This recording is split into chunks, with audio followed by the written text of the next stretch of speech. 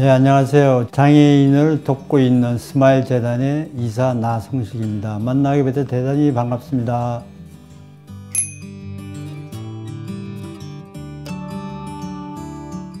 비장애인의 경우도 치과 진료 상당히 어렵게 생각하고 힘든데, 장애인의 경우는 더 어렵습니다. 장애인 본인에 대한 문제, 치과 의사의 문제, 사회적 문제, 이렇게 세 가지로 나눌 수 있겠는데, 우선 장애인의 경우는 내가 어디가 불편한지, 또 말을 잘 할 수도 없고 표현이 잘 되지도 않고, 또 된다고 하더라도 내가 갈 수 있는 그런 여건이 잘 안 되기 때문에 문제가 있고, 치과 의사의 경우를 보면은 전문적인 지식과 장애인에 대한 아름다운 생각이 있어야 가능하지, 그렇지 않으면은 많은 어려움이 있는 걸로 저희는 분석을 하고 있고, 사회적 제도를 보면은 제일 문제가 되는 게 시설이 많이 확충이 돼야 되고 또 접근이 쉬워야 되는데, 이런 것이 제일 어려운 것 중에 하나라고 생각을 합니다.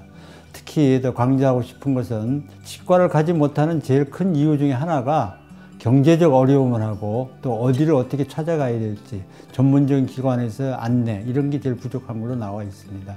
또한 장애인의 경우 어느 쪽이 아프다 이런 표현을 잘 못하기 때문에 조력자들, 즉 장애인의 부모라든가 또 시설에 있는 선생님들이 이상이 있는구나 이런 걸 이제 알아차려야 될 정도로 세심한 배려가 필요하기 때문에 문제가 될 수 있는 그런 상황 중에 하나라고 볼 수 있겠습니다.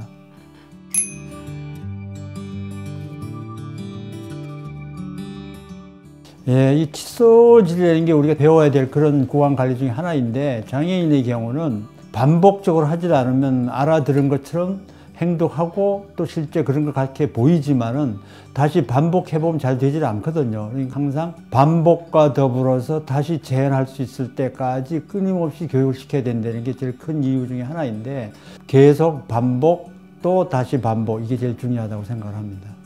특히 지적 장애인과 더불어서 이 신체 장애인들도 자기 손을 마음대로 할 수 없기 때문에 칫솔 잡는 부위를 약간 동그랗게 만든다든가 세모지게 만든다든가 길게 만든다든가 이렇게 해가지고 쉽게 힘을 전달해서 이를 닦을 수 있게끔 할 수 있는 보조적인 칫솔을 만드는 것도 중요하고, 또 한 가지는 하다 보면은 잘 안 되는 부분이 있는데, 장애인의 경우는 자기가 표현을 할 수 없기 때문에 그 자리를 그냥 지나치게 됩니다. 너무 차갑다든가 너무 따갑다든가 아프다든가 이런 문제가 있기 때문에 항상 그쪽 부분을 우리가 여기는 불편한 게 있는가 보다 이렇게 생각하고 다시 한번 점검을 하고 교육시키는 게 맞다고 생각합니다. 네, 대개 이제 어린아이라고 이제 표현하면 0세부터 6세를 얘기하는데, 비장애인의 경우도 마찬가지입니다. 침이 묻는 정도의 컨택, 예를 들면 뽀뽀를 한다든가 자기가 먹던 숟가락을 가지고 한다든가 씹어가지고 음식을 준다든가, 이런 거는 치과 구강학적으로는 전혀 도움이 되질 않습니다. 왜 그러냐면은 우리는 태어날 때는 무균 상태로 태어나는데, 할머니나 조력자들의 경우는 입안에 이미 충치균이라든가 치주균이 있기 때문에 그걸 그대로 전달하는 그런 상황이 되기 때문에 꼭 삼가해야 될 것 중에 하나라고 생각을 합니다.